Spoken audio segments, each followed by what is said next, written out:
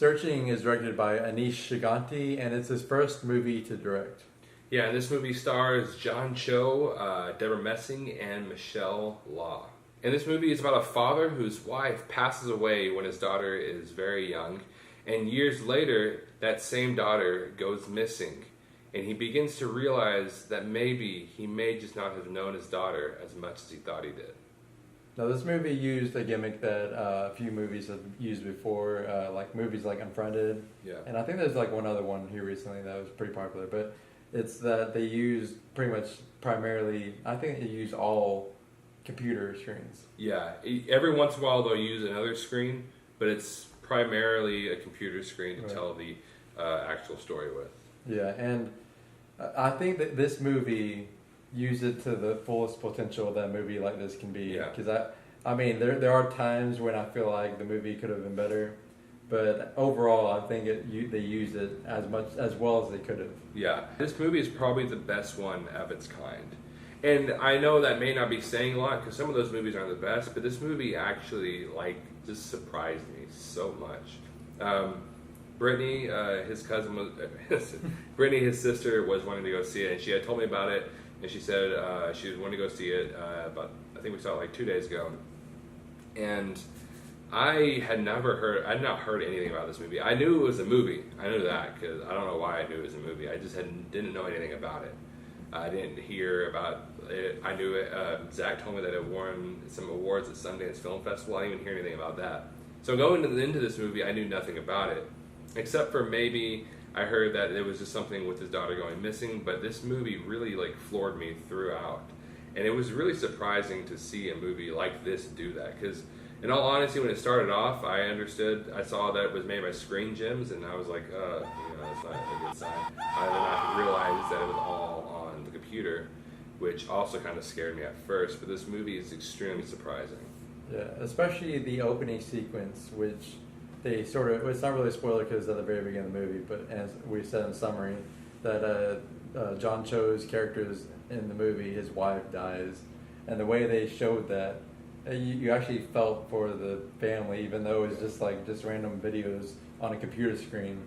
You still felt the grief that they were going through. Yeah, and that was the craziest part, is you start, you see this relationship that is in the beginning, but also throughout the movie, you actually feel for these characters, you care about them, which was so interesting to me. I mean, I go off and I watch all these other movies that are filmed on a regular camera, like Justice League, maybe I guess I can say, or a lot of these other movies that you just don't care about, or even The Nun. I don't know why that movie didn't come in my head. The Nun, the movie we just watched last week, that movie was awful. Also, the biggest thing you don't want to forget is the performances in this movie, which John Cho, I haven't really seen him a lot. I believe, was he in Harold and Kumar? I think so. I think that's where he's famous from. Yeah, and so, I mean, I wasn't really expecting much of his acting, but man, this guy can act.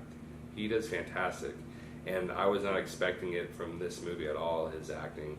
And pretty much all the acting is really good. There's a guy who plays John Cho's brother in this movie, and he's not in it a lot, but he is in it enough to see his performance, and it's really well done. Deborah Messing does really good in this movie, and then his daughter does pretty decent. Yeah, especially since this was her first movie. Yeah. And then once you get to the ending, which we're not going to say what happens, but once you figure out what's all going on, when you look back on the rest of the movie, the beginning and the middle, there's little subtle details that the director Anish Shiganti threw in that really make the ending make a lot more sense. And it makes it such an awesome ending, how many little details he threw in throughout the movie. Yeah, and also I want to say this. Throughout the whole movie, I was thinking to myself, okay, this thing didn't make sense, this thing didn't make sense. And I was realizing a lot of things.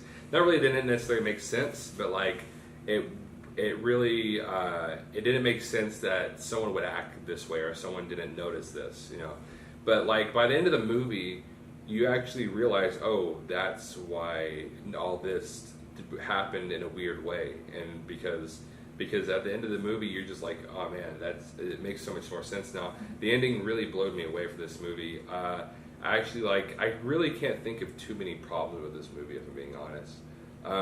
Probably the only issue, which I don't even want to say it's an issue, I feel like the movie could have been better filmed regularly.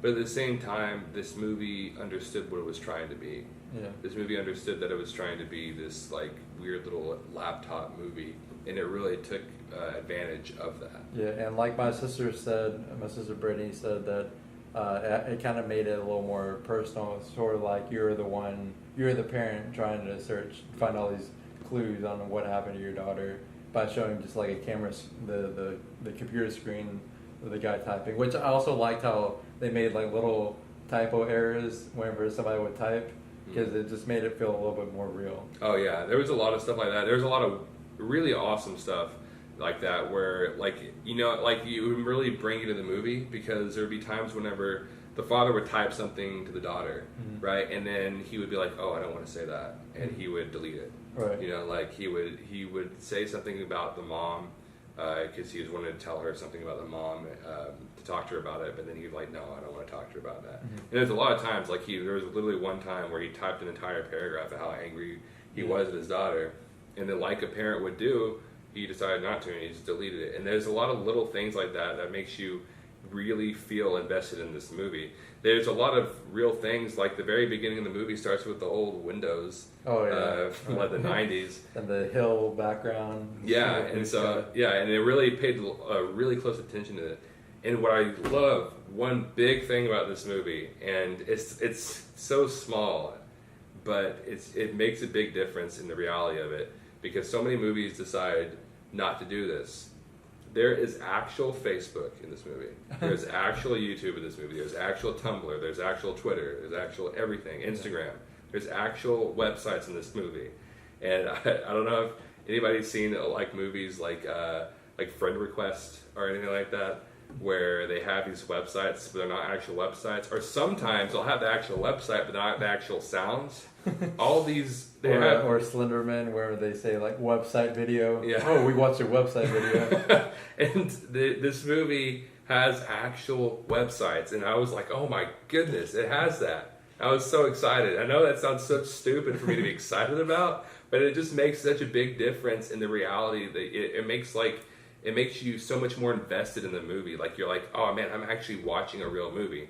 This could have been a documentary almost that I'm watching. It makes you feel that way whenever you see things like that. And also, it's a little bit funny whenever he when he Googled Tumblr, he actually typed the E in there. Oh yeah, I was like that little detail. Yeah, there were some really awesome little details that they just really just hit right on the head of the nail. I don't know if I said that.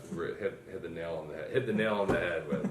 And also talking about little details in this movie, one major detail that I liked was that at the beginning of the movie, whenever the dad is asking all these people that his daughter went to school with if they knew anything about where she was, they all pretty much said that they didn't know the daughter that well. Yeah. And they pretty much blew him off, just like they didn't care like at all about the topic. But then as the movie goes on and the story becomes like pretty public, like it's on the news, it's all over the news and everything. It's like goes countrywide and everything. Like you see them like talking to the news and crying and all that, and acting like they knew her like so well. Yeah. And there's even one girl that the dad talked to, and she just completely blew him off at the beginning. And then once the story became public, you could see her YouTube video of her like crying about it, like acting like she like really cared. And you could see like the amount of subscribers that she had. And she had like 200,000 subscribers, which is a lot of what YouTube is, where like people just like ride on these trending topics, and just for like attention. Yeah, I really like that too. Just showing how like stupid teenagers can be whenever it comes to issues like that. Well, guys, I'm very glad after 2 bad movies we saw the last 2 weeks. I am very happy to say that this movie is really good, and I highly recommend anybody going to see this movie because it really just feels so real. It was the first time I've seen one of these movies that it didn't try to be anything that it wasn't. It tried to be the movies that are filmed on computers. It tried to be it, and it knew how to take advantage of that. And like I said, I didn't really have any issues with this, except for every once in a while I could tell that maybe it could have been better filmed on a camera, but at the same time, that really wasn't a big issue with me at all because, like I said, they really took advantage of it. They really knew how to work this out, and you could tell there was a lot of work put into making this movie realistic. Yeah, I agree with pretty much everything Marquez said. There's not really much bad that we can say about this movie, and like you said, the only really negative thing about it is that maybe it could have been better with a regular camera. Because I did notice a few just minor pacing issues with the movie because there's only so much you can show somebody doing something without talking because it gets sort of awkward just the camera being on them. But I mean, it didn't happen too often. It is definitely a lot better than a lot of other movies with this type of gimmick. So we are going to say that Searching is 91% awesome. So guys, don't forget to like, share, and subscribe. Also comment and tell us what you thought about Searching. Also, maybe even tell us what is your favorite movie that has this type of format in it.